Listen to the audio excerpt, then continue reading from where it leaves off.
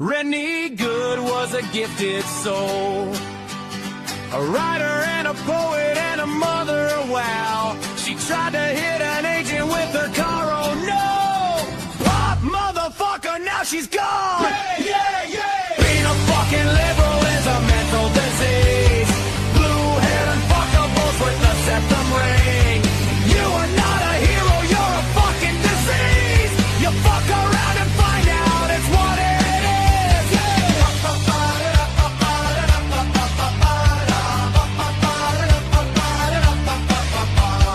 Jeffrey Pretty was a Jewish homo.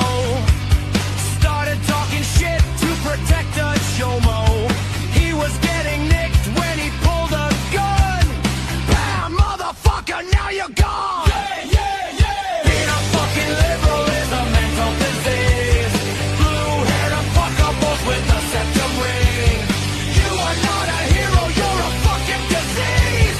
Fuck around and find out what that is!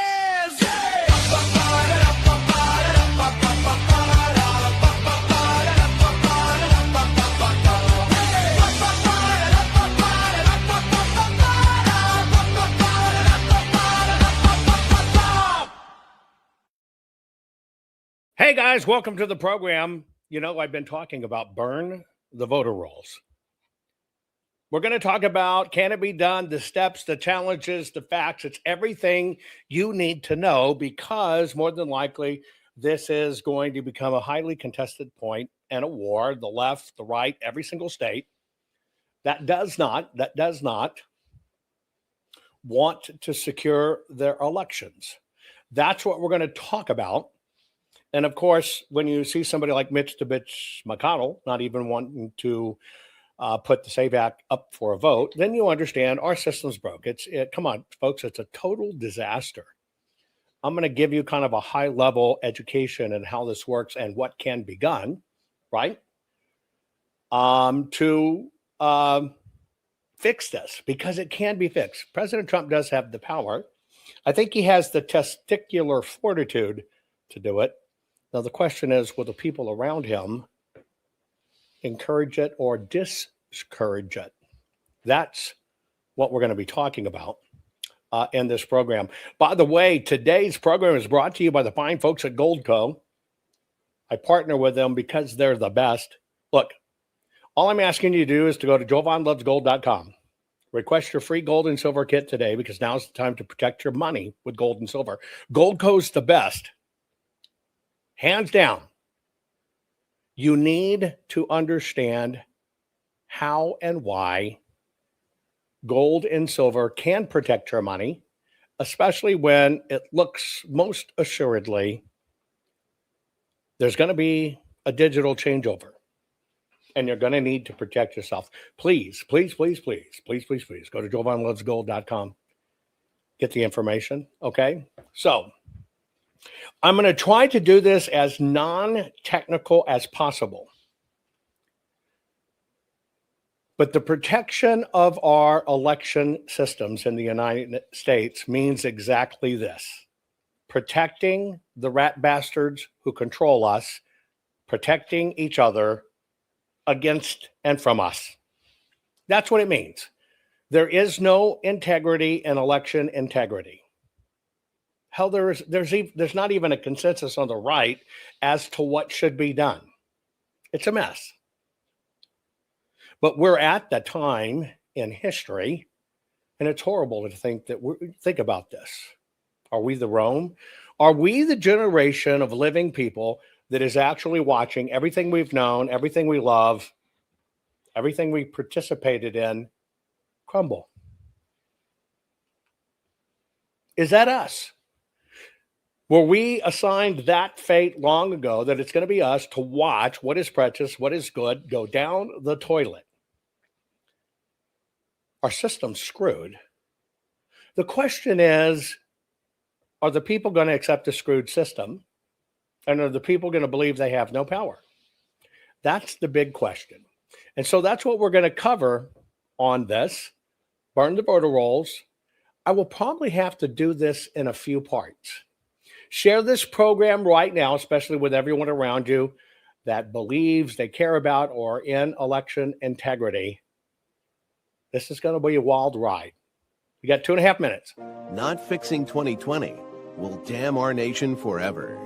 The historic Maricopa County full forensic audit effort processed 20,895,610 digital and forensic images of varying formats, resulted in 208 million individual evidence-proof files. The system processed over 58 billion forensic measurements, resulting in over 2 trillion individual base computations. No hopium, no hype, just hardcore forensic evidence. Please make sure the Maricopa County Full Forensic Audit Archives survive. Donate now.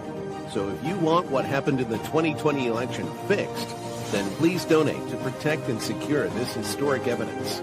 We can't do it without you. We need you. America needs you. Warning. The following program has been rated Gilligaff and is intended for open-minded audiences. If the truth offends you, or if you are allergic to focused intensity, intellectual athleticism, or the occasional F-bomb or even irreverent humor, please switch off now. If your delicate sensibilities need to be worried about or addressed, might we recommend the Underwater Basket Weaving channel to you? Otherwise, sit back, enjoy the wisdom, insight, and wicked sense of humor. Cut the crap. How many times a day do you want to say that to politicians? The elite, the loony liberals, the fake news media, and the gender-confused, emotional socialist snowflake crowd. Cut the crap is your secret weapon for fighting for our freedoms and our great republic. It all begins with a massive mental enema, freeing you from the toxic news and politically correct views, which constipate your consciousness with stinking thinking. Your host, Jovan Hutton Pulitzer. He's known for calling out politicians and telling them to cut the crap. You've seen him on virtually every television network and listened to him on Coast to Coast Radio. And now he's here to help you learn to fight for America. Culture, race, and American politics. They all have one thing in common. They all need to cut the crap. Now, here's your host, Jovan Hutton Pulitzer.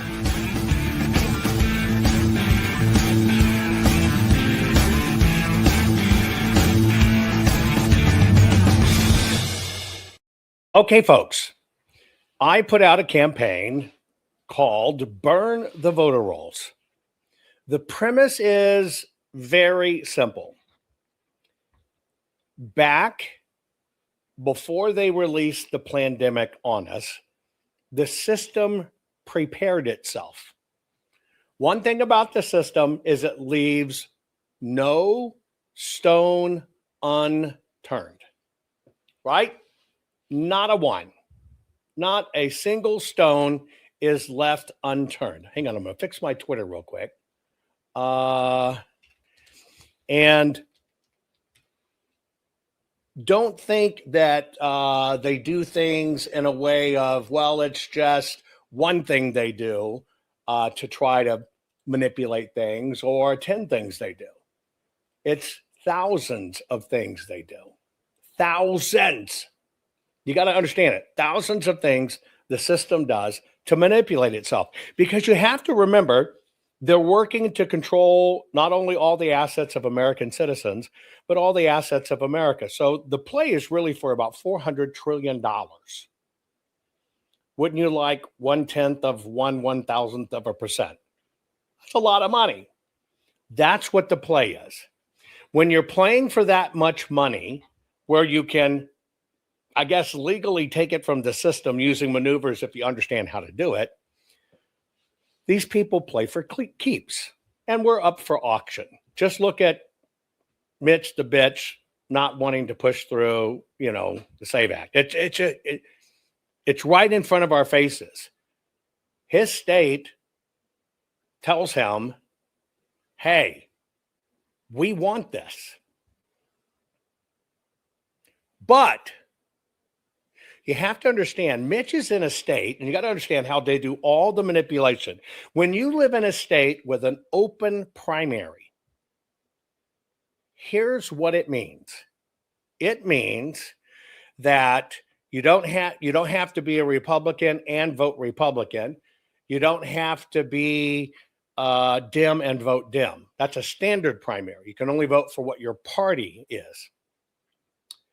Literally, in an open primary, any side can vote for any side. So the way people like Mitch McConnell stay in power, it's not Republicans put him in power. He's playing like he's a Republican, and when the primaries come around, they crush any opponent that runs against them because the Democrats have their people come out and vote for Mitch the bitch. That's the rig. That's how it works. And they've got their one anchor turtle in the mix, and they forever manipulate the system. That is how this crap works. Okay? So you have to understand there are so many hurdles in this that you cannot not take this seriously and learn how to play, how to fight, how to dig, how to scratch it out, just like these rat bastards. And that's what we're going to talk about today. So when they were getting ready to manipulate the system in a big way to get in Biden and camel toe, what happened is, as they're getting prepped and they know there's going to be these issues and they know they're going to get these mandates through and they know they're going to spontaneously change laws just so they can undo this stuff through the pandemic, they approved our voting systems coming under critical infrastructure. Now, the answer you have is right there. You do understand that. And most people never connect the dots. Critical infrastructure in our country has always been the things that no matter what must stay open and operational. No matter what. Power companies, communication companies, internet, military, hospitals. That's critical infrastructure. You understand that? That means when shit hits the fan or times are lean, nothing else matters except critical inventory or critical infrastructure, right? Think about that. Now get ready. Think about the most interesting thing of all. For some reason, on January 6th, 2017, for some reason, on January 6th, 2017, the system, which hated Trump because he'd gotten elected, magically added elections as critical infrastructure. Never before in history, ever, freaking ever, have they ever said that elections are critical infrastructure, which means stay open, hell or high water, special rules, special reasoning, special powers. So why did they do it on the 6th of January, 2017? Because they knew what was coming in 2020.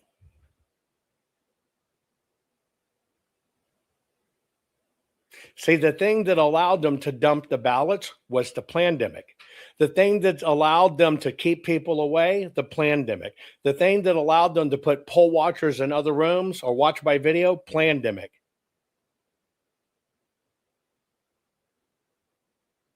Do you get it? Nothing is by accident. So they knew, ready? They knew that they were going to shut down the United States of America with a pandemic. They knew it. But they knew during the time they were going to shut it down, there's going to be an election. And it's going to be contested. And they better make sure they control everything. Now do you understand why on January 6, 2017, they put our elections under critical infrastructure? They knew what was going to happen. Not a coincidence. That alone should open your eyes to just how bad this war is, how dangerous this war is. Now, put a pin in that. It is in that measure that I believe there is a gift. And the gift, I believe, if President Trump is for the United States of America, if President Trump is the man to usher us out of this and fix it, okay? Because these guys knew it were coming. They knew they were going to steal the White House. They knew it. They knew it. Now do you understand why Biden never campaigned? Now do you understand why they never worried about it? Can you see it as clear as day?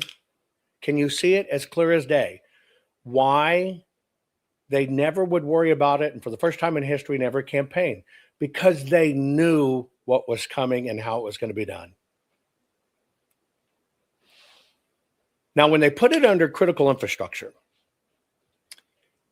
it basically puts it in control of the White House if the White House so desires, which they did. They enforced all the mandates, all the quick changes of laws, all the rule counting. Got to keep you safe, so we got to mail everybody a ballot. They used it to execute their plan. There's no reason we can't use it to execute the plan to get our country back on track, because it sits there and it's done. It's available for us. It is available for us, right? Now, I'm going to take you through this because internally the system's going ape shit, because they're freaking out that this may be done, but it is not the left we're fighting, it's the right. By the way, Denise, thank you so very much for that contribution to the program, right? So very much. And literally, it all goes to election integrity. Somebody said Mitch McConnell's in a closed primary. Understand in all those systems, by the way, but in all those systems, just understand the difference between open primaries and closed primaries. In case I had that incorrect, my last check right now was open primary. Anyway, what I've been trying to encourage President Trump to do is take what they meant for evil and turn it to good. Take what they meant for evil and turn it for good. Because I know what's going on at the White House. Everybody that are their system people, primarily, they are telling President Trump, you can't do this. You can't just get rid of the voter rolls. You can't do this. You can't do that. We have federal elections. There's state elections. And you need to understand that's correct. There's federal things the president can do. President can work on federal things. He cannot work on state things. We have separate state elections. Okay? That's what kind of complicates this matter. With that, all around him, he is being told you can't do this. You can't really do it. There's not enough there. There's not enough evidence. It's not widespread. You've heard these words before. It's not widespread. Blah, blah, shit, blah, shit, blah. So that's where I'm going to begin with you. Okay, that's where I'm going to begin with you. Right? Thank you very much. Only voters affiliated with a party may vote in that party's primary or caucus. Yeah, locked primaries, correct. Kentucky McConnell. Open primary, you can go either side. Thank you for that, guys. Okay? I'm going to take you through the base premise, first off, of why under the Critical Infrastructure Act this can be done. So now we're going to go from a law that's on the books, a declaration that's on the books, and we're going to go specifically to, okay, how does that law apply to the concept of burn the voter rolls, which only means, and I've always said this, I use a titillating headline. It only means I'm talking about put a pause on the voter rolls. So let me kind of walk you through some of the things you need to understand. Now I'm going to ask you some questions. Okay?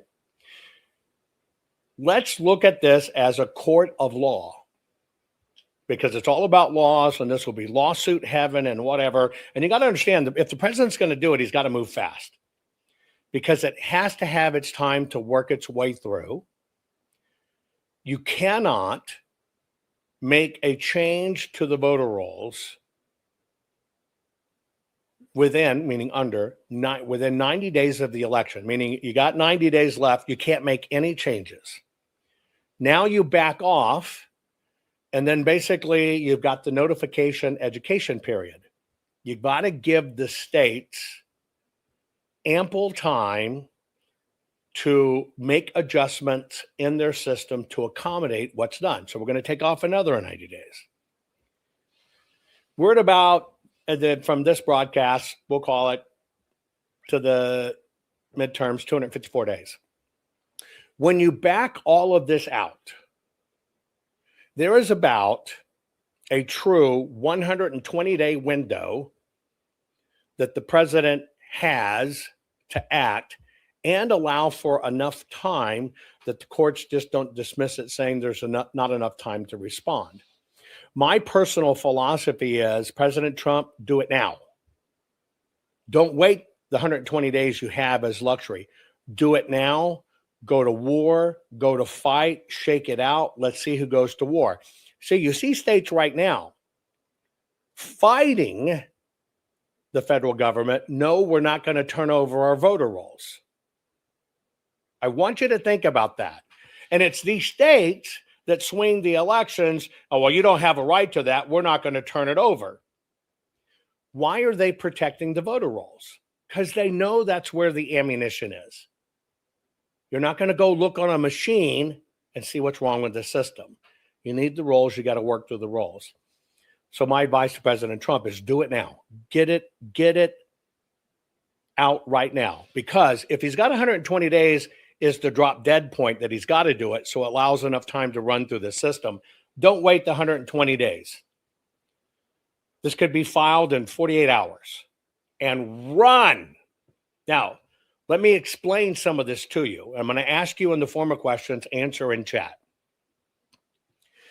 Based on court, in order to get whatever you want to do, enforce the order, temporary injunction, preliminary injunction, whatever the case may be,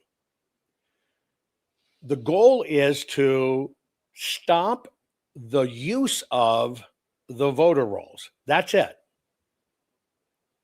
Now, this is a very intricate with wording, and I want you to understand it, because this is where you have to be very specific in your words. Even though the goal is to eliminate the voter rolls because they're shit, the process right now is to temporarily prevent the use of the voter rolls in the execution of the 2026 midterms. It's just that simple. Got to get it down. The temporarily pause from using the current voter rolls for the 2026 midterm. Now, here's what I mean by pause. Pause does not mean they go away. Pause does not mean they're nuked. It is basically what I'm proposing, a pause because an investigation needs to be done. A pause because an investigation needs to be done. Now, what does this have to do with laws or voting? I am not in any way say change any laws. Only the states can do that when it comes to their elections. Pay attention, right? And I know I use burn down. I want you to understand, you got to understand the path of where you go. Burn down is burn down, but it's a process. So the way this works now legally is for the president to pause the use of the data from the voter rolls to enact the 2026 midterms. Now, that has nothing to do with will people be able to vote or will it block people from voting? It has nothing to do with that. So it's not changing voting rules. All it means very simply is when it comes to printing the ballots, primarily in these states like Arizona that are 76%, 80% mail-in, under the infrastructure rule in times of crisis, I'll explain it in a minute, the president, the Department of Justice otherwise, believes the data is not safe data for America. Therefore, you still carry out your election. But for a temporary measure in human time, you've got one or two things. The person who was on the list is going to request, no, I want it mailed. You're forcing the citizen to reach out and say, no, I want it mailed. And you have a security duty to make sure that's a citizen, to make sure it's correct, to make sure it's their address and it's a good thing. That's one thing. The second part of it is any and everybody can show up on voting day. Anybody and everybody. But the ID requirements, because they're not coming from the roll and they're not being verified against the roll.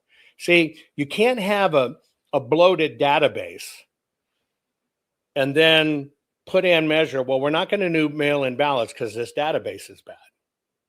But then have it be at the precincts, well, we'll check your name against the voter rolls for the poll books. See, it corrupts both things. If the voter roll is compromised, the poll books are compromised. If the voter rolls are compromised, the backups are compromised. Do you get it?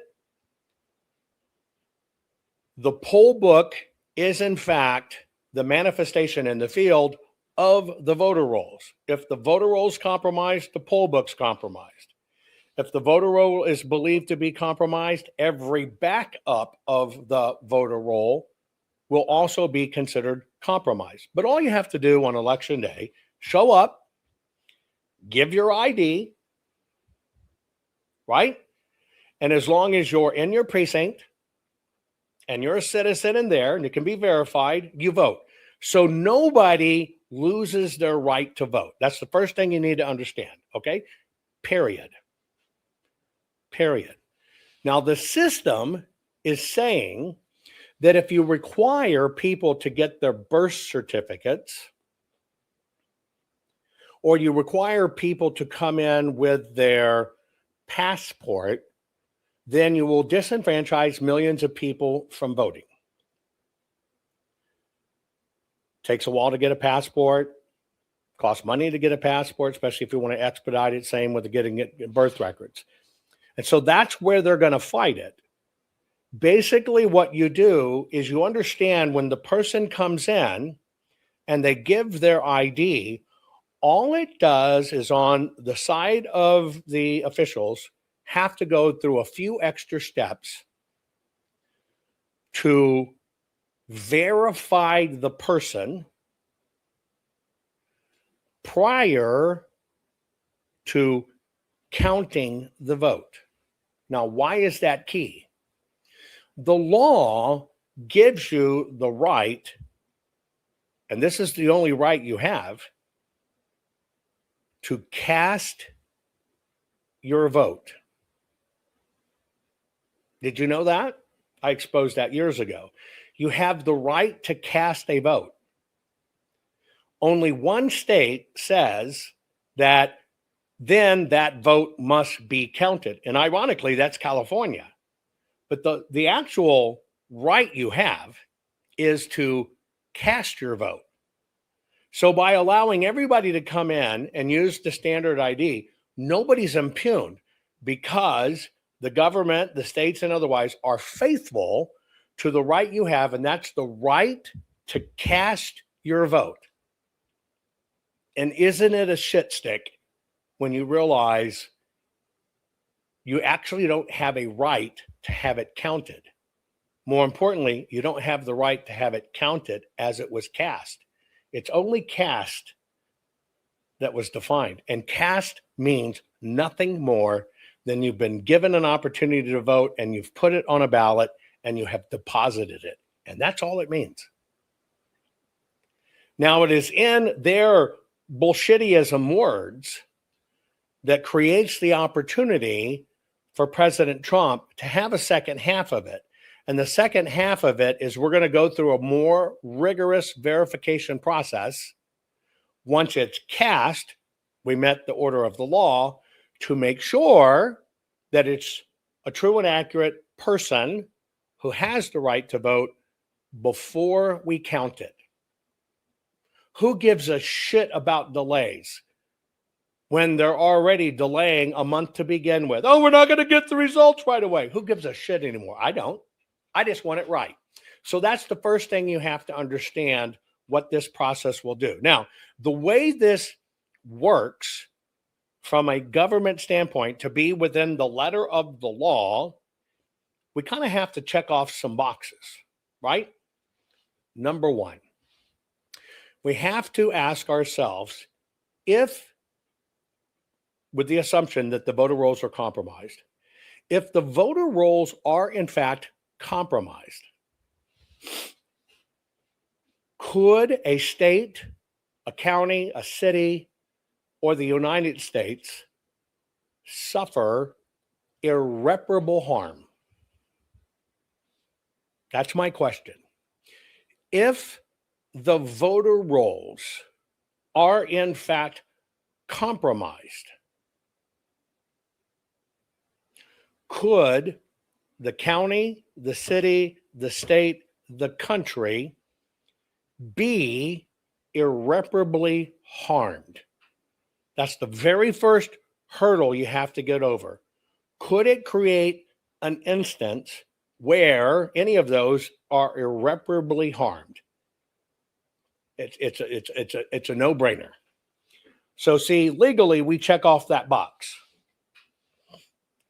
Legally, we check off that box. So we move to the second phase. What is the second phase? The second phase that the law is going to ask, it's called the balance of equities. And we're not talking DEI. The balance of equities. It basically means, and we'll use a Democrat BS word here, equity, that in order for 14th Amendment, everybody to be treated equally under the law, balance of equities,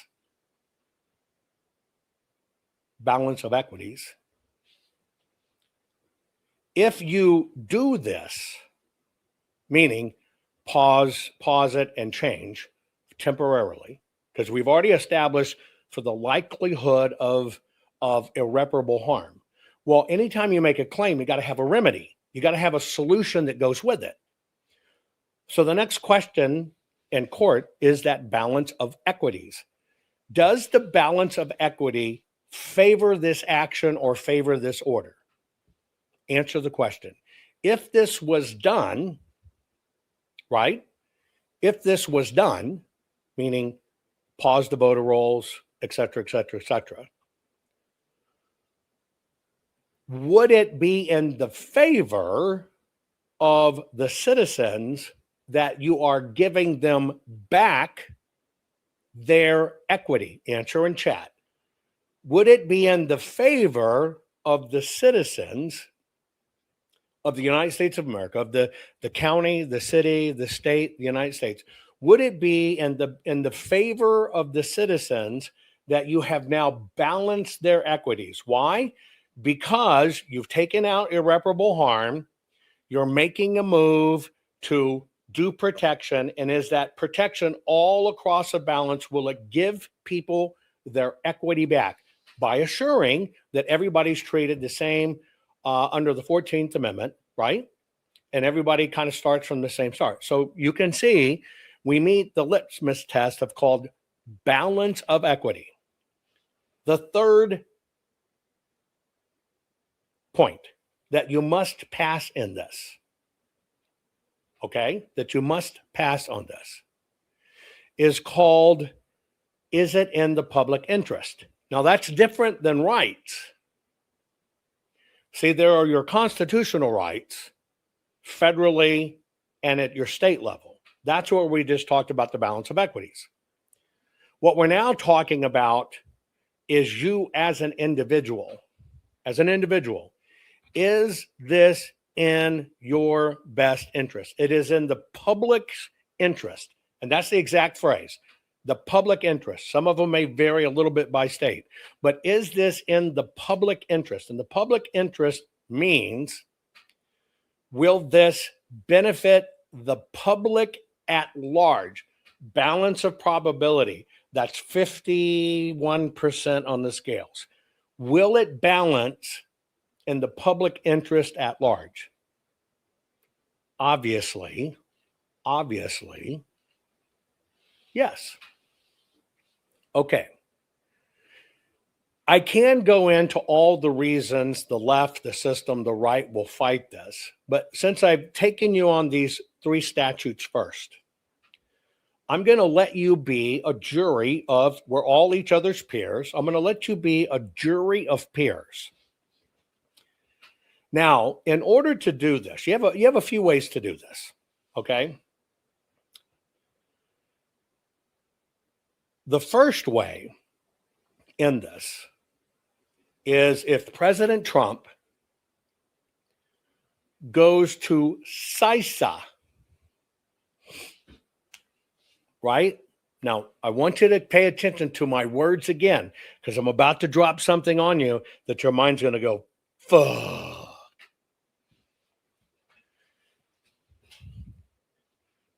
The first step through traditional channels when it comes to election is to go to CISA. Now, CISA, if you remember CISA was the entity in 2020, before even all the votes were counted, before anybody could even do any kind of audit, they came out, the head of CISA came out and said, what? Yeah, Mr. Ray. What did he come out and say immediately? Krebs, actually. Sorry, Krebs. What did CISA say for the first time in history? Now, I told you, first time in history, elections under critical infrastructure. Right, it was Krebs. First time in history, they ever put it under critical infrastructure. What did he say? The safest election ever. Now, why would he say that? You've never heard that before. It was the safest and most secure election ever. Why did Krebs say that? You never heard it in history. It's a psyop, but it's a tool. I'm going to tell you why. It was a psyop. But now and he did it before the count was done. We know he was lying, but I'm about to drop on you. Okay? He said it even before the counts were all in and everything, early in the process. But he said it was this, and it was narrative setting, but it was one thing else, one other thing. You're right. You're right on every one of these. Now I'm going to drop on you why words matter. You ready? And Vern, you got it. If CISA says it's safe, it doesn't go to court.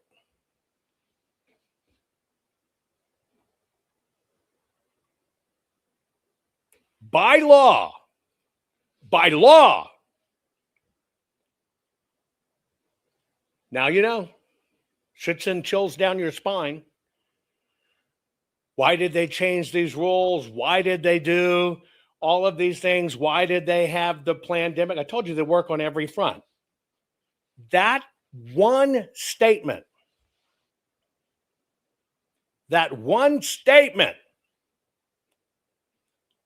if you look at how the law reads of how you must prosecute the issue, the first decision of was it compromised, did something go wrong, is CISA. It must go through CISA. What did CISA say? Most safest and secure election ever. It instantly killed. Yeah, that's a lot of power. You understand how this works? Now you understand. I told you it's words. All they needed was that one guy who could have never known to utter those words. Why do they need him to utter the words? Because in order to go through this process and to say, wow, the elections were compromised, it first must come, not from the president. It must come from CISA. Now, you're asking the right question. Can they therefore block, burn the voter rolls? Now, you're learning, guys. You're learning. Everything I do is strategy. You are freaking learning. You got it. Who did that? Jim? JM? Can they then block, burn the voter rolls? Now you're getting it. Now you're getting why I tell you words matter, focus and procedures matter. Because it doesn't matter what happens. If this was a normal circumstance,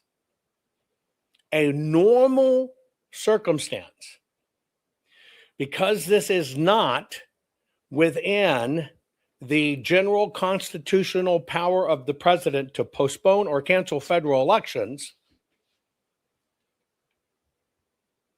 pay attention.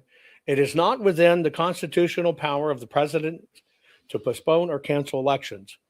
He gets it under one little thing, which is martial law, which we do not want. That only comes into effect with martial law. So we don't want that declaration of martial law. But in order to do something traditionally, it has to be done under what is considered a coordinated request. Okay? Here's what happens, and here's how it happens. The first step, according to how the system's set up today, and I know this sucks, you have to understand what they've done. It's not an algorithm. There's no polynomial, fractal, fucking infiltrated calls. The system's broken. You got to understand the system and what they put in. If you don't understand what they put in to protect themselves, you don't know how to get through the door to fix it.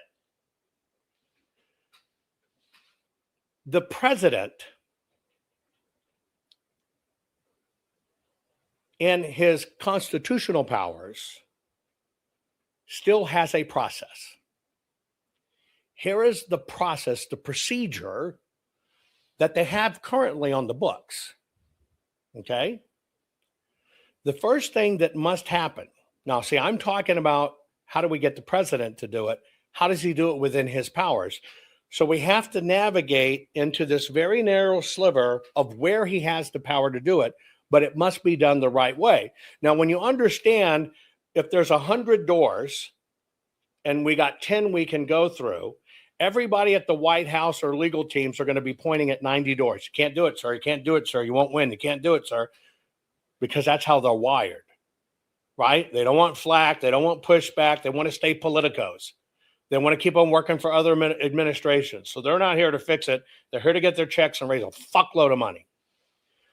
So when there's 100 doors you can go through and 90% of them are closed, 90 of them are closed and 10 are open, the system will point the president to all 90 that are closed, but never talk about the 10. I'm talking about the 10. Now, traditionally, in this standard, the process is organized as follows. CISA, okay? The very people who said the safest, most secure election ever must, in writing, issue an alert and an advisory. Kind of like a very strongly worded letter. Believe it or not, that's it. That's what they have to do. They have to send a letter, which means it requires CISA's acknowledgement. Without CISA's acknowledgement, they can't begin the process. Now, do you understand why CISA came out and said the safest, most secure election ever? Now, do you understand the real meaning, the real intent, the real game played with one agency you fucking probably never heard of and a guy you certainly never heard of, Krebs? Okay? So,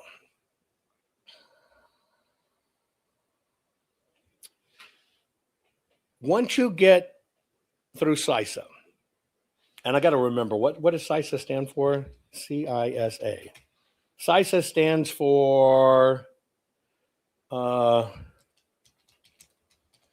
on, Cybersecurity Infrastructure, Cybersecurity Infrastructure, is it association or agency? Cybersecurity and Infrastructure Agency, which is now, they call themselves America's Cyber Defense Agency. Cyber defense.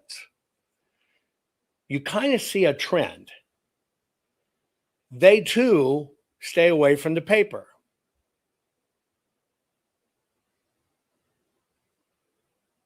Yeah, and you probably see why Susan Collins, you're right, said she'd vote for the SAVE Act, because down below she knew Mitch would take the hit, and she looks like a good person. They swap this all the time.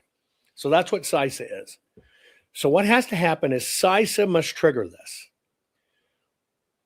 CISA then, in their report or advisory, that's what triggers the second direct agencies. That's Department of Homeland Security, okay, and Department of Justice. CISA has to say it. CISA requests assistance from the Department of Homeland Security and Department of Justice. If you don't get CISA, and if Simon says, if CISA doesn't say, if CISA doesn't push out the directive, it's not happening. Now, we have to assume, since Krebs, who's gone, by the way, we have to assume that President Trump does not know enough about this process to have made sure that the person controlling CISA is an ally and wants this fixed.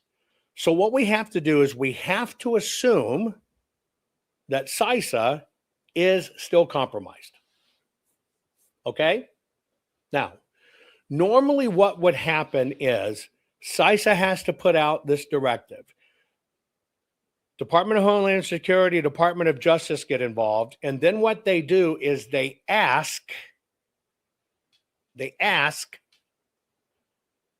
states to implement their own operational milestones. So CISA is going to do the Department of Homeland Security. And let's say they did this. Hey, we got a problem. Voter roll, blah, blah, blah. They call DHS. DHS is in. They call Department of Justice. Department of Justice is in. The procedural next step is for them to pick up the phone and to notify the states and their election officials, right? We want you to do this in your systems. Sounds easy, doesn't it? Until you understand, get ready, you're going to love this one. It's going to kick you in the fucking gut. All they can do is call the states and their election officials and say, this is what needs to be done, but we want you to understand it's voluntary and you have a choice whether you want to do it or not.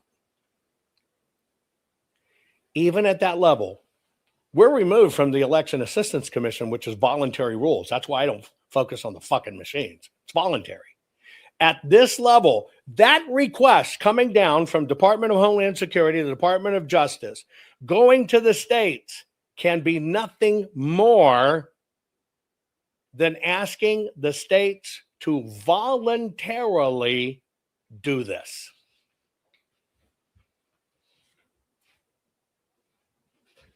Now, let me ask you a question. In that system that has been set up, do you think we could get anything done? You'd think they'd want to do it. Do you think they would want to get anything done? Now, it would be a gift if the current director or whatever with CISA agreed. But the question is, does CISA even have the right information, which I'm about to give you? Because I'm about to drop the bombs on you. This is plain as day how to execute it. But you have to basically convince CISA. There's several gifts that are going to come from this. I hope you stay with me.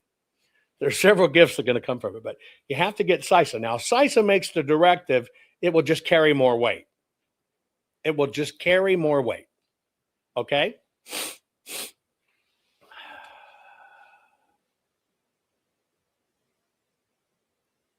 By the way, quiz time. Just a quick break. What do you call a Jew on the moon?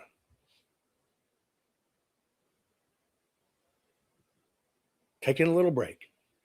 What do you call a Jew on the moon? Put it in chat. What do you call a Jew on the moon? Somebody said cheesy. What do you call a Jew on the moon?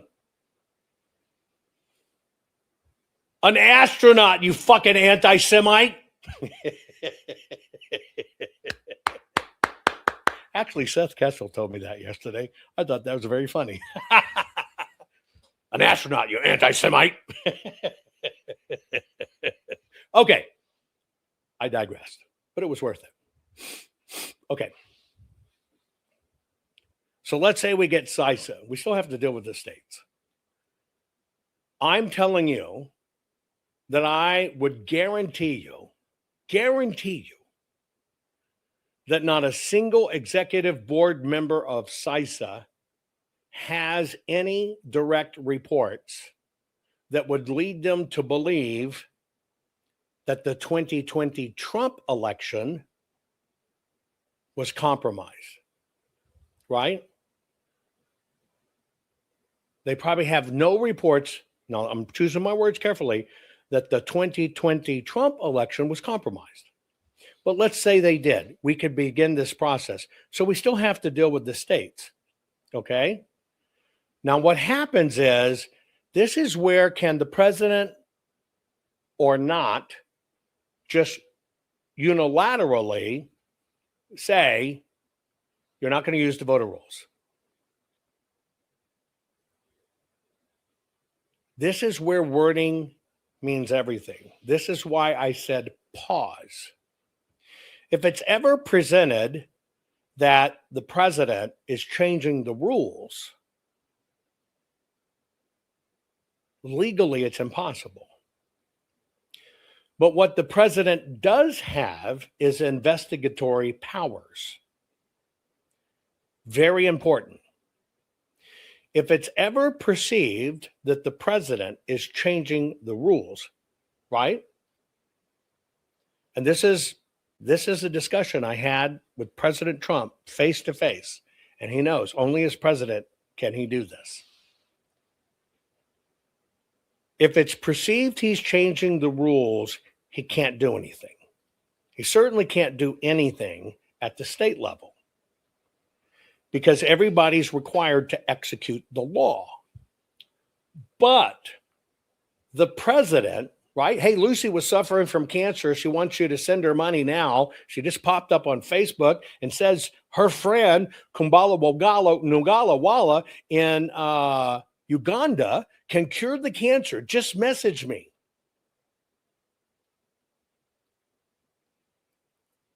I thought it was so important that they took up that space in chat. I'd let you know.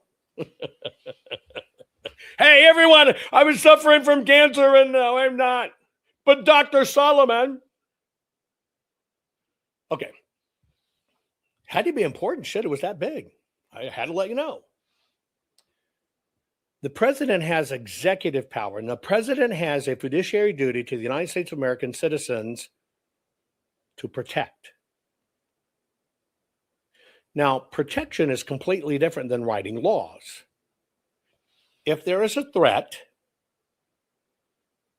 the president has a fiduciary responsibility to act. So now this is about threat assessment, and I'm going to move into this area of threat assessment. Now, the reason I did that is because if it was CISA would have to say this is true. CISA would have to say we've identified the vulnerability, and here are the affected components. Key, we have identified this vulnerability, and here are the infected components, the infected components. CISA publishes its information because that's the only right it has to do. It can publish a report. Yes, Chet says he's excited because the Egyptian prince wants to send him $60 million. They just need to make sure his account's real and are asking him to put at least $5,000 in there because they can only verify if it has $5,000 or more that his account's real so they can ship him the $60 million. Anyway, so when you got those triggers, you understand CISA is not going to do it. So I'm going to change your optics on this. So what we have to do is we have to stay lawful, and we have to stay in the venue of commonly used in practice to get this done. And that is why I gave you earlier the issues that you have to understand. You have to be able to provide a security determination of why you're doing it. You have to provide technical validation of why you're doing it. Now, the state authority kicks in because they have what's called contingency procedures. Give you an example. If you said the voter rolls were bad, we're going to pause using them. The state enacts their contingency procedure. What's their contingency procedure? Okay, we won't print ballots from the online list that we call the voter rolls. We'll print the ballots from the backup copy of the list we have offline.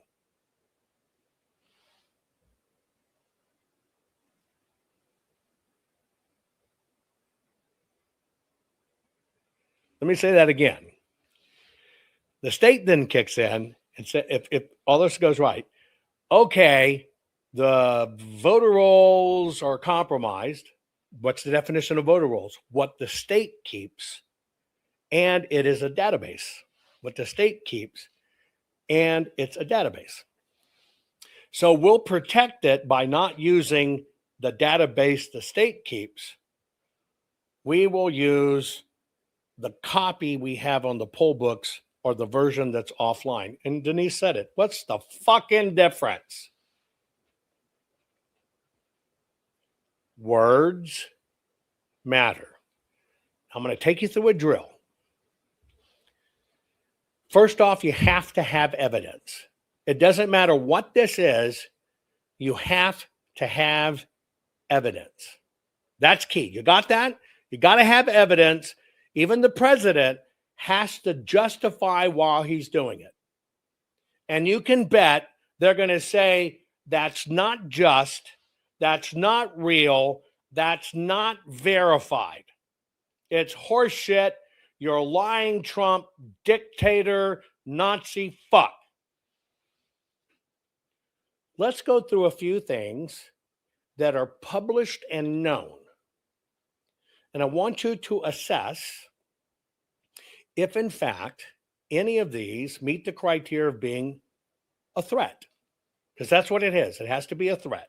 So here's the first one. Here are the states where there have been voter roll hacks or thefts associated, pay attention, this is where there have been voter roll hacks or thefts that have been associated with workers at the county and state level. Now, these are on the books. Arizona, Illinois, Michigan, Alaska, Kentucky, Wisconsin, where county and state employees were caught manipulating the voter rolls. Now, the first question I have, this is a published report. There are cases. There are individuals. There are results. Okay. There are facts. So this is provable by outside sources. So this is really good information to say, hey, inside, and some of these ended up in convictions, inside our states, we can show we have a problem. On cursory face, 10% of our states, more than 10% of our states, have problems internally at the county and state levels.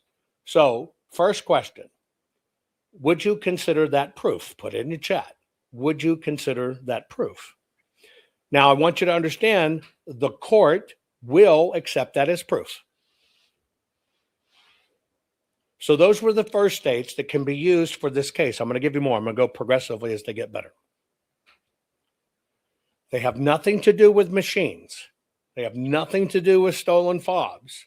We're just focusing on that narrow band of the voter rolls. Well, we have case law, court late cases, reports, etc., and confirmation that the voter rolls from an inside standpoint in those states and counties have compromises that have occurred and been caught. Next one. Ready? Here are the states. Wait, I want to show you another one first. Wait. There you go. Here are the states where basically somebody went in and either took the voter roll, tanked the voter roll, hacked the voter roll, in its most serious sense. Arkansas, Connecticut, Michigan, North Carolina, Virginia, Oregon, Iowa, Texas, Michigan. 1, 2, 3, 4, 5, 6, 7, 8, 9. So almost, 20% have gone through this issue. Almost 20% have gone through this issue. All of these have documentation, have cases, have instances, have reports. Here's the next one. Here are the current states that have confirmed they have found non-citizens registered as voters and voting on the voter rolls. You're going to see a lot of duplication in these states. You're going to see trends. But here are the states that have found non-citizens on the voter rolls. Okay? Arizona, Florida, Georgia, Iowa, Ohio, Texas, Utah, Michigan, Florida, Louisiana, Virginia, and Colorado. These are states that we know right now have come out and confirmed we have non-citizens on our roll and they are voting. So can that be used? Because even the president has to have evidence. Here it is. All of these are cases. You have to have evidence. Can that be used as evidence in a court of law? Yes, it can. Yes, it can. You already have proof that the voter rolls can be set aside, but I'm not done. Next. Here are where, this is where they stole inside. Literally stole the rolls. Right there. Again, you see the same thing. This is a theft report, an inside job theft report.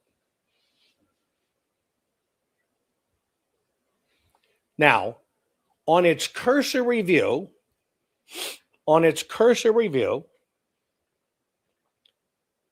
there is more than enough evidence to say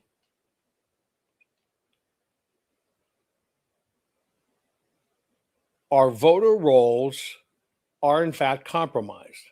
Now, this is backed up even further. There is a report that is put out by the Election Assistance Commission. I am going to tell you what the PDF is. Hang on one second. It is called, get my eyeballs on, because you can do this yourself. You're going to need to download 2 different spreadsheets. You're going to want to download, and I'm just going by 2022. You can use any of them you want. You got 2020, 2022, you name, but I'm showing you how to find them. Write this search string down. It's the 2022 EAVS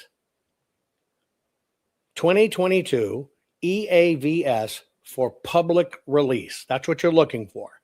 The 2022 EAVS for public release.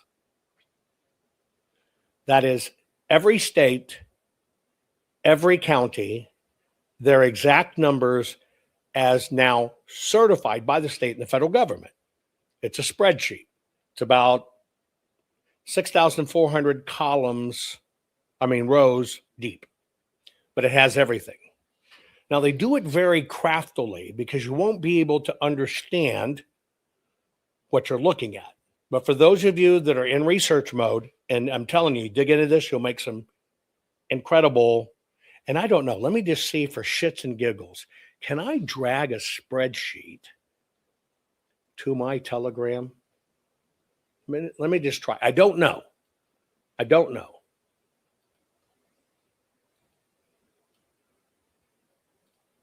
Fucking A, it took it. Okay. Somebody, y'all guys put it in my Telegram. You can go there and download it. Good. But I'm still going to tell you about it. My Telegram is me. It's just t.me/Jovan Hutton Pulitzer. No official, no fuckaducky, no dot. Spell my name right. Okay? You can just put it letter T.me/ somebody put it in chat. Jovan Hutton Pulitzer. That's my Telegram channel. I just gave you these. Now, there's 2 spreadsheets you're interested in that you have to understand how this works. See, it's not that I researched it and this address looks wrong and they're popping up on Rumble. Thank you. Okay. And then there is research what the system certified. See, because if they certified something wrong, they're in trouble. That's why you use the actual certified data, not the public data like the fucking F chart and stuff. You use the actual certified data. Now, the second spreadsheet in this process I gave you, one, I gave you the public release data. You can get these for many years. But you must have with it the key code. Yeah. It's so massive and so big, you have no idea what the codes mean, right? And you want to be able to understand the code book. They all have secret codes. And that's the 22, and it's in there. But for those of you not going to Telegram, I'll get it. Look up the 2022 EAVS code book. Now, you need the code book. Here's why.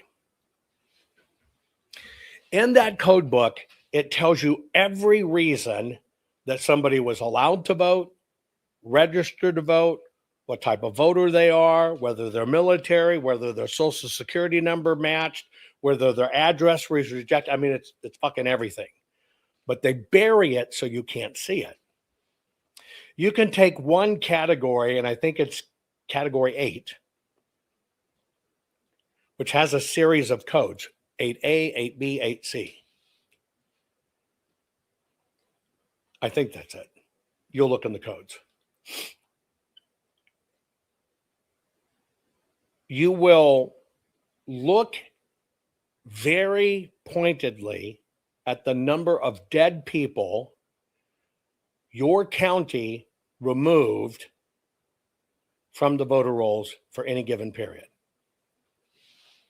You can see counties that have 100,000 people. You look at the death rates for the county, it'll tell you how many people died. It's simple math. You can find out how many an adult. Almost none of the numbers match. What they remove is significantly less than the people that actually died that would have been registered voters. It's simple math. So all of this sticks out like a sore thumb. But I know where you're getting. Wow, this is just some conspiracy theorist. These are the election deniers. You don't have empirical scientific proof that any of this is bad. And by the way, that's just the voter rolls. That doesn't mean that our elections are compromised or bad. You're lying. In fact, voter fraud is not very widespread and very minor. So you know that's where the hook comes in with us, right? You know where that's the whole hook for every one of us that comes in. They're just going to say it's not peer reviewed, which is what they do to shoot things down. Okay? It's not vetted, right? Or any of that. Not true. I want you to know, just so you understand. Okay? We're going to go at 2 levels. And this is why the gift keeps on giving. But you have to understand what you're looking at, and you have to know the whole fucking system's rotten. And what we're talking about now is how does the president able to do this? So, you remember I told you that CISA has to declare something's wrong? Do you remember me telling you that? Do you remember me telling you that CISA has to make a declaration?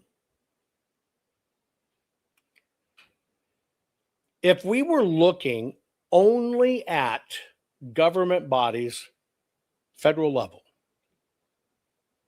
and we want confirmation that our elections are broken, not the Brennan bullshit report, it's not widespread, but not that shit. But I told you it takes backed up data for the president to do this. Well, what if I told you that the Office of ODNI, right?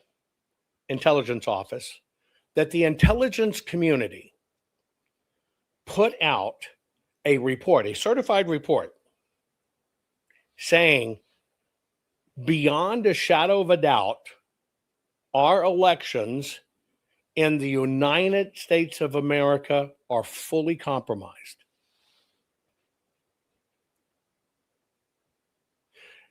The Department of Homeland Security and the FBI and the Joint Analysis Report, it's called the JAR, and it's rather jarring, put out a report saying our elections are compromised. The joint DHS, ODNI, and the FBI all together, after their independent reports, published another study. Our elections are compromised. The U.S. Senate Select Committee on Intelligence published a report, 5 volumes, 5 volumes, that our elections are compromised. 5 volumes that our elections are compromised. There are 10 major government reports, 10 major government reports that are certified by the United States government saying our elections are compromised. Our systems are broken. Have any of you ever seen those reports? Put it in chat. Yes or no. Have you ever seen those reports? Yes or no?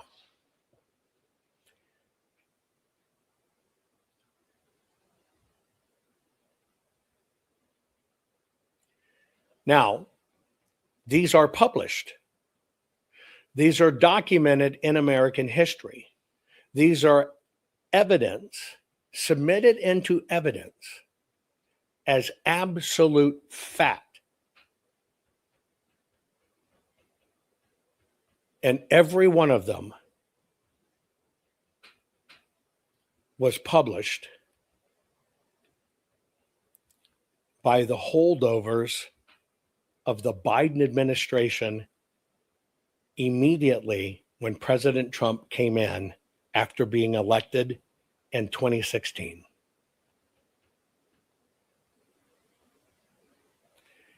Remember I told you sometimes they move so fast, they miss things, like putting all of this under critical infrastructure, which they think there's not going to be any evidence, and they know you need CISA. Well, they fucked themselves. They fucked themselves because they did it to try to impugn President Trump. And it's all endorsed by CISA. And it's all published. Every one of them. That our elections are compromised. That our elections are compromised. I don't know if I can fit them all in here, but I will put them on my Telegram right now.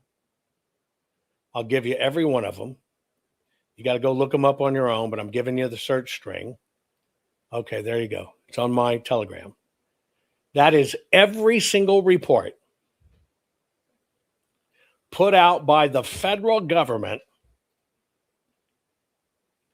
that our elections are wholly compromised.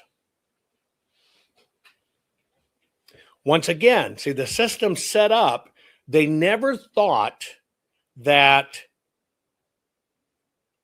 President Trump would get back in or that we'd fight. We'd just accept it.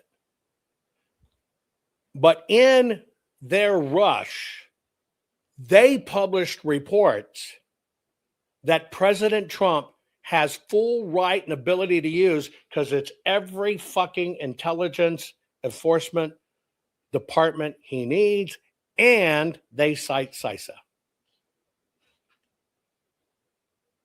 Oh, but that's just government playing politics, and that's just it, and it's not really that, and they can just not do it. Well, if this was Dr. Frank, let's be frank, he doesn't know shit. Well, it's not peer-reviewed. I peer-reviewed Jovan stuff by looking at his tweets on Twitter, and I peer-reviewed it, and I'm telling you, because I'm an academic, peer review, yes, peer review, year review, you. Well, they're wrong there, too. because I'm going to give you 10 high impact, widely cited, peer-reviewed empirical studies proving our elections can be interfered with and are compromised. And these are certified, high impact, peer-reviewed, all kinds of institutions, etc. Whole bit. Dina Audio says, just give it to us, Jovan. Face up, face down. Tell me, put it in chat. Anyway, you understand what I'm saying? And I'm going to see if I can get this in a PDF.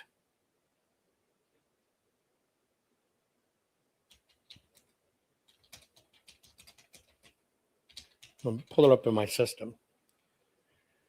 So here's what I just told you. I went through the process to show you how they did all this entanglement.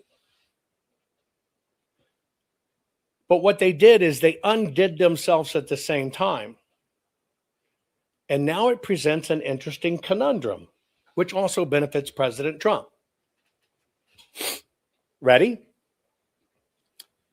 President Trump enacts every one of these government studies, every one of these peer reviews, goes, here's proofs our system is compromised. I'm executing under critical infrastructure. We're going to do a pause, only a temporary pause. He has to have evidence to do it. Now the system's going to be forced. They either have to say those reports were true or those reports are bullshit. You can't use them.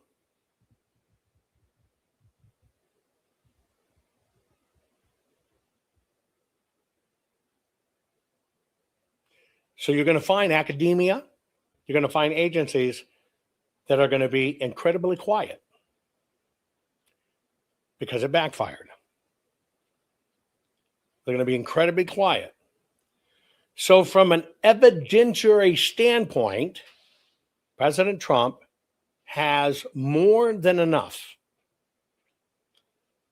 government certified reports that are part of American history. And he doesn't have to prove their BS. Here, they said it. Here it is. They proved it. Massive amounts of university and peer-reviewed stuff, which of course is all crap. All of these studies that now show illegals, all of these studies that show now the rolls are bad, he has everything he needs, okay? Everything he needs to show we have a problem. And he has executive power to even get more information. I'll give you an example. President Trump did an order that said the agencies with illegal aliens have to now talk to each other. Now, that doesn't mean every state's doing it. The states I showed you aren't going to do it at all. But only 33 million records of about 160 million or 170 million records have actually been run through this system to check. So they've done a sampling. What would that be? 1, 2, 3, 4, 5, 6. So that'd be 1/6 of the voter database has been run through it. And almost everywhere they have found instances that illegals were actually put on the voter rolls. Now they're going to use this little bullshit word to say it's not widespread. It's not widespread. Well, that's a sampling, and we really don't know. And by the way, Alabama alone found over 5,000 of them. So we're not searching for widespread because elections don't have allowable margins of errors. It's a fucking election. Which might be the trigger that President Trump can use to force the rest of the states and all the rolls through the SAVE program. I got to remember what it's called. It's the Citizen Something Fuckaduckity Board or whatever. Anyway, right? Where they get welfare checks and stuff. So we have empirical data. You also know what we don't have? SAVE has run through 33 million. I have heard that the inability to confirm, that doesn't mean they're illegal. It just means we can't confirm their status, is 10%.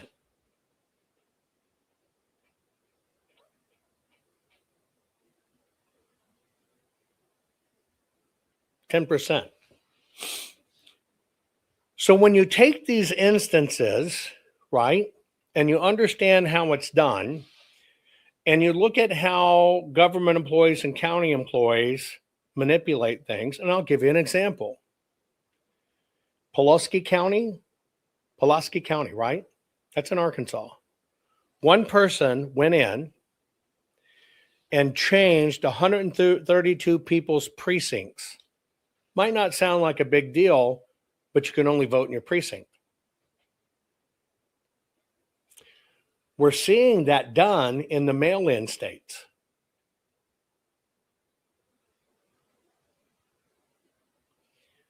Just to confirm, right? Just to confirm, this is why we need to do it. Period.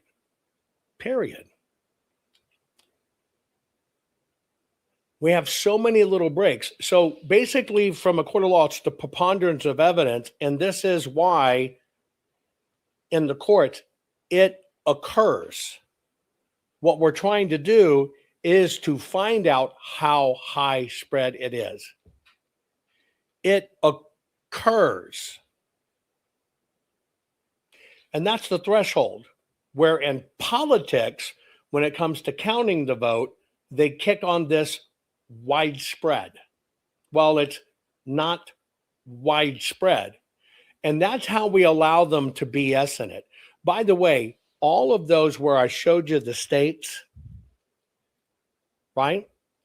Every one of them where I showed you the actual states that had people inside that mucked with the voter rolls, okay? They found it. They showed it, meaning it's real. It's absolutely real and can be proven, okay? Absolutely real and can be proven. Whether it's non-citizens on voter rolls, here's the states. Whether it's voter roll hackers and thefts, where criminals came in to do it. Whether they caught state workers doing it. Do you notice something here? Here's criminals from the outside. Here's the inside. Here's criminals from the outside. Here's inside. This one stat that you're looking at right here that I bebop in between is more than enough evidence to say we have a maladministration problem that even outweighs the outside compromises. Get it? California doesn't report, they don't care, you can't find it. Or even just, here it is, right? Where they modify them. The data shows we have inside jobs and we have outside jobs. This is where the data of what has been found, completely staying away from fraud. Well, a voter voted wrong. See, nothing I talked to you about today has to do with somebody voting illegally. It has to do with the system maladministering elections. By the way, all of these, although they were found, didn't get criminal prosecutions, but there were agreements, plea agreements, because every one of these was found to be a boo-boo. Oh, it was an accident. I didn't mean to. Oh, geez, is that what that button was for? Get the intent shed? So when we get away from that and we're just looking at systems, This is where President Trump 100% has the ability to go by infrastructure and immediately go to each state, as I would. Yes, it requires filing a lawsuit with each state. They'll have to file it. It's just a procedure. They have to do it.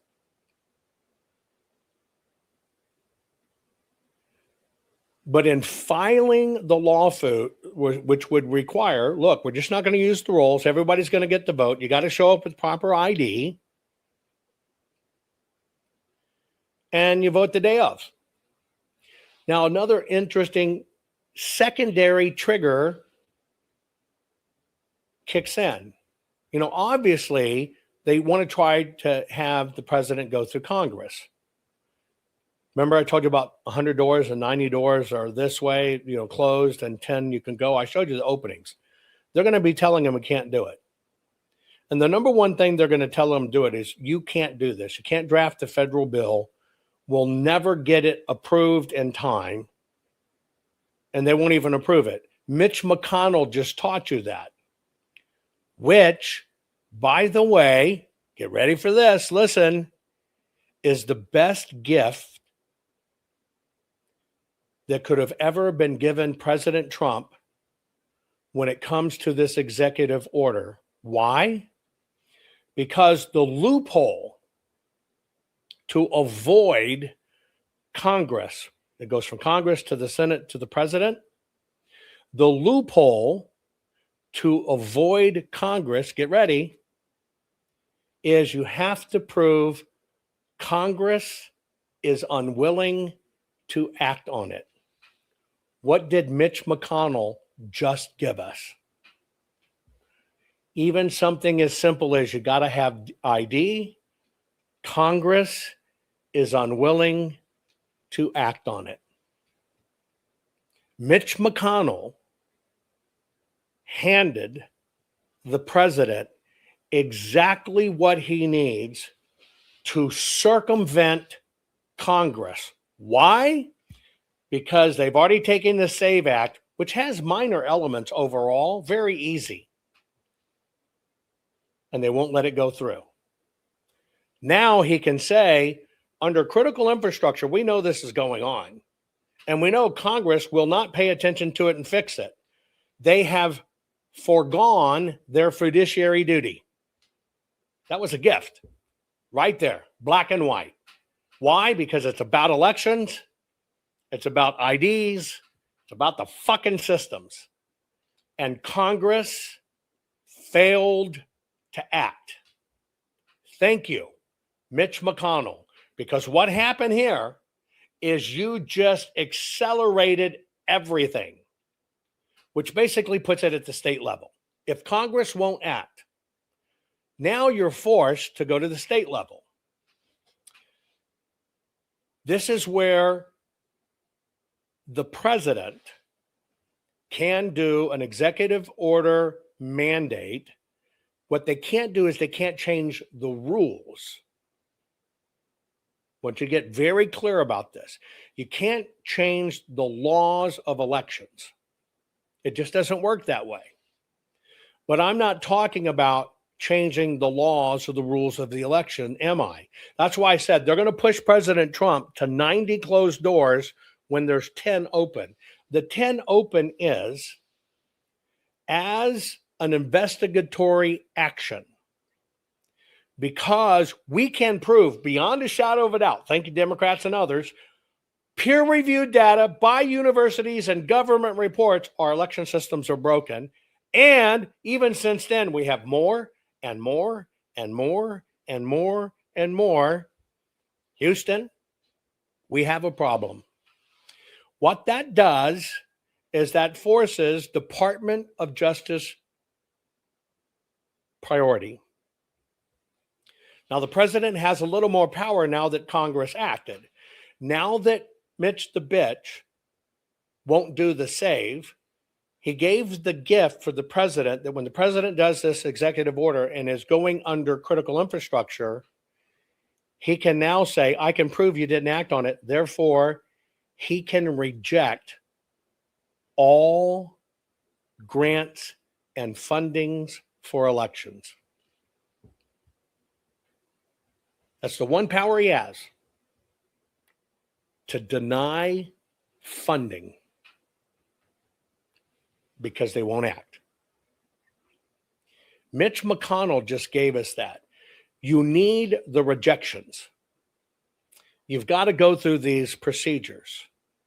Now, in this, what happens is the president, okay, he has to carve out UOCAVA. That's the overseas voters and military. They can vote by mail. What happens is the president, under mandate, we now know Congress won't act. They won't even act on the most simpling things. And we have to use existing state authority. The president can ask the states to eliminate, and this is what I'm suggesting, to temporarily suspend printing ballots from the existing voter rolls.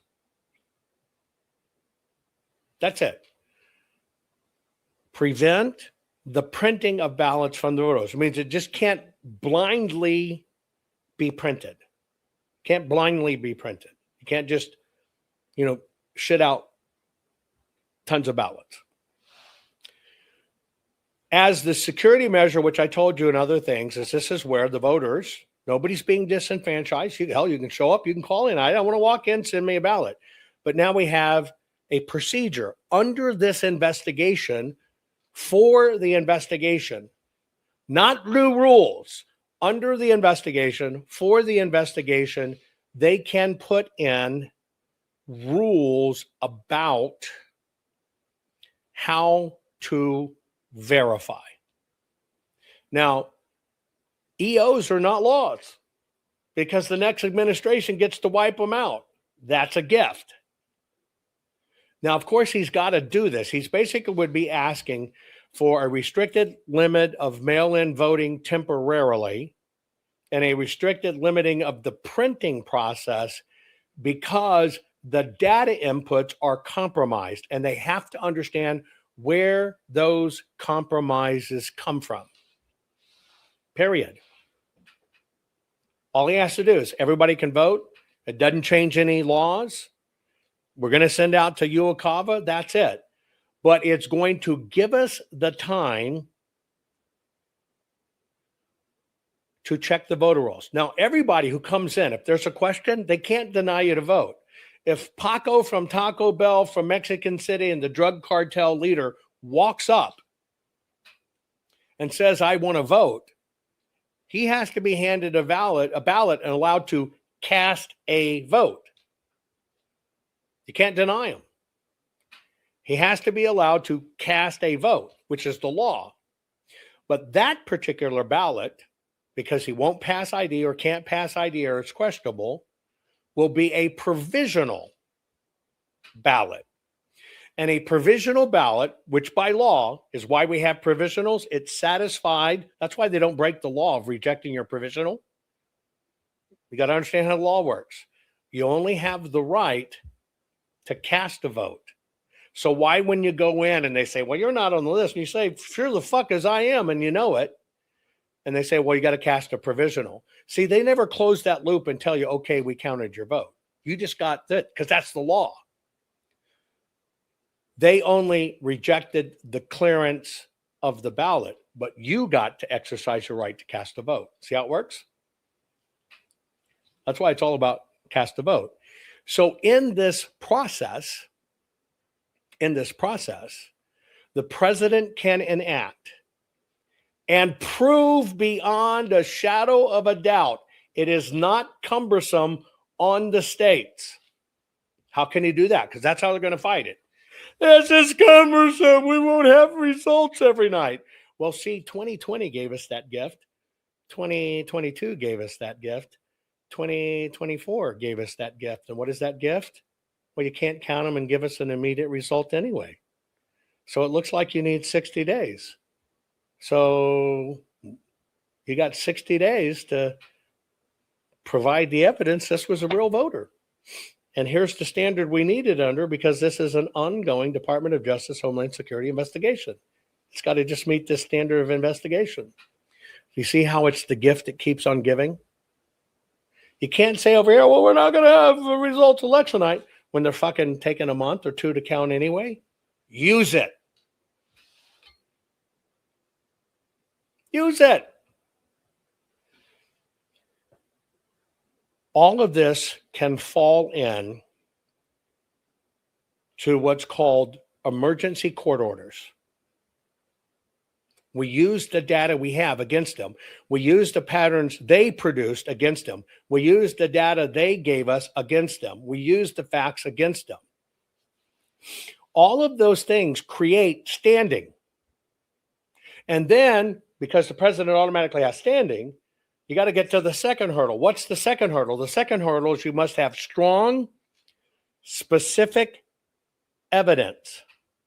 The third thing is you got to have legal theory that overcomes state law. Why is that key? Because we have state elections, not federal elections. But here is the President of the United States operating on the following legal theory, supported by government reports, academia, and institutions, that our entire election system is compromised. We know it is. We don't know who does it, but we know it is. Here's all the data. And if that is true, we are not providing equity to the voters. And I have a fiduciary duty to fix it. This could be one of the most broadest emergency court orders that can go into fast, but very few have won. The reason they have won is because they always miss strong specific evidence. We don't want fucking polynomial, dictynomial shit, right? You need facts. Peer reviewed. Here it is. Here's the facts. Confirmed by by the way, it's all of our agencies. Not just some of them. All of them confirmed this. And I'm now getting my head around it. And it's just about equity, because we don't want anybody to not be treated equally. Therefore, we are just temporarily suspending the use of the rolls, the existing rolls as they exist, telling America to come in to vote, or just call in and make sure and list to request if you want to vote. We got all the time in the world to do this. We got 254 days before the midterm. All the states can mobilize. All the states can do every bit, even if they have to fight it. And that's it. That is what I call burn the voter rolls. But you have to understand the steps. You have to understand the steps. And what I gave you today are the steps. By the way, there are 50 states in the United States. Every swing state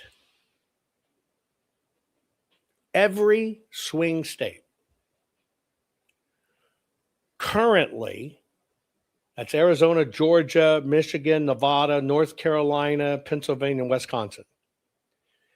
Every single state of the swing states have rules on the books that match what would be requested of the voters when they show up in person. And that would be, it's got to have auditability, you got to have proper ID, you got to have these things. Those laws are already on the books.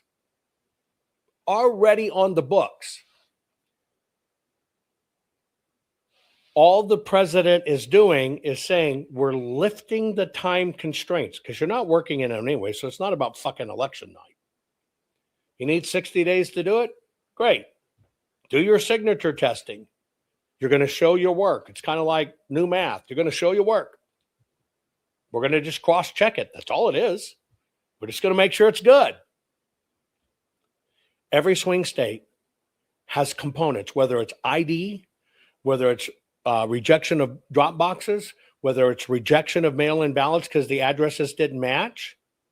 You use the current rules, which they are not enforcing, but in this pause under an investigation is the right to inspect, to look for compliance. And that is all the president is doing. It's his job to protect the country. We know this is a problem. We need processes put in place to do it. Suggest a temporary pause. That's it. You're not changing any laws in any way. Here you go. And all of those are already on the books. And you know what? I can't put this into 2 fucking sentences. I'm sorry. I can't. Because what I gave you is a playbook. What I gave you is every fucking loophole. Here it is. I can sit with President Trump and be there 2 hours, and Susie will still ask, can you put this in a paragraph? That's the system we fight. You're the insurance policy. You've always been the insurance policy. I know why they're going to tell him it can't be done. I'm telling you, as a strategist, here it is. We have everything. We have everything to do it. Here is why I am so fucking disgusted with election integrity. Because the people like fucking Dr. Frank, right? And all that crap will constantly tell you that full forensic audits are a grift, Jovan's a grift, can't do it, not right, he doesn't know what he's doing, that's not really real, and it's the machines. That's what I have distaste for. You don't have to like me. Seth and I were talking yesterday. We do not agree with each other on a lot of things. We laugh about it because we can still be friendly and talk and respect that we have a job to do. But just like I told you, Mitch the bitch stood in front of the SAVE Act, let me show you how many cities within 1 year of me coming out, introducing full forensic audits, here's how we do it, here's how we find it. Let me show you exactly how many cities the GOP funded to put people on the ground to tell you, no, don't do forensic audits, do a canvas and it's the machines. There is, right there is every city they funded events in to push them away from full forensic audits. There you go.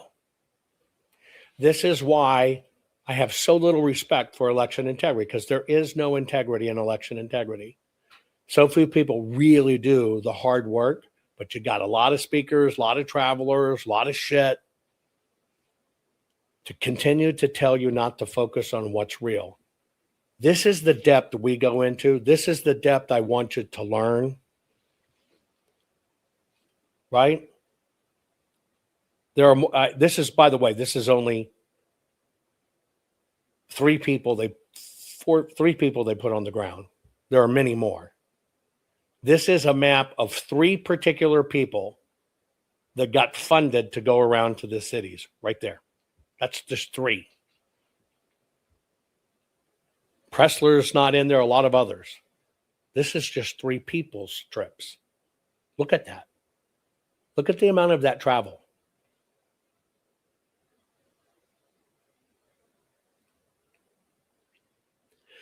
I believe if we don't know how they do it to us, we're doomed. And you don't know how to fight it. Sorry, hang on. Now you have all the law, all the information, all the statutes, all the whatever. It's strategy, folks. Do I know if President Trump's going to mention this tonight in the State of the Union? I have no idea. Do I know a lot of things are going on? Yes. Do I know internally wars are waging? Yes. I'm losing my voice again.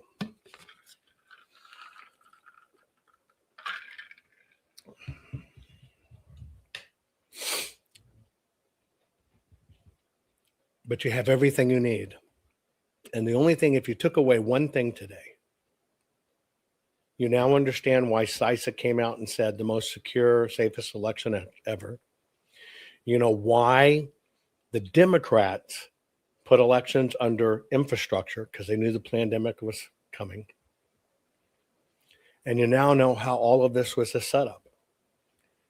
And this is just, they fought using the rules of the system. It was not dirty. They just know how to use the system. One sentence by Krebs changed our destiny. That was just a few words, but look at everything it changed legally. This is why I need you to understand how we fight this. Share this program. And folks, we need help for our work. We really do. We need you to stand up and help more for our work. Love you all. Share this program. Not fixing 2020 will damn our nation forever. The historic Maricopa County full forensic audit effort processed 20,895,610 digital and forensic images of varying formats, resulted in 208 million individual evidence-proof files. The system processed over 58 billion forensic measurements, resulting in over 2 trillion individual base computations. No hopium, no hype, just hardcore forensic evidence. Please make sure the Maricopa County Full Forensic Audit Archives survive. Donate now. So if you want what happened in the 2020 election fixed, then please donate to protect and secure this historic evidence. Rennie Good was a gifted soul, a writer and a poet and a mother, wow. She tried to hit an agent with her car, oh no! Pop, motherfucker, now she's gone! Yeah, yeah, yeah!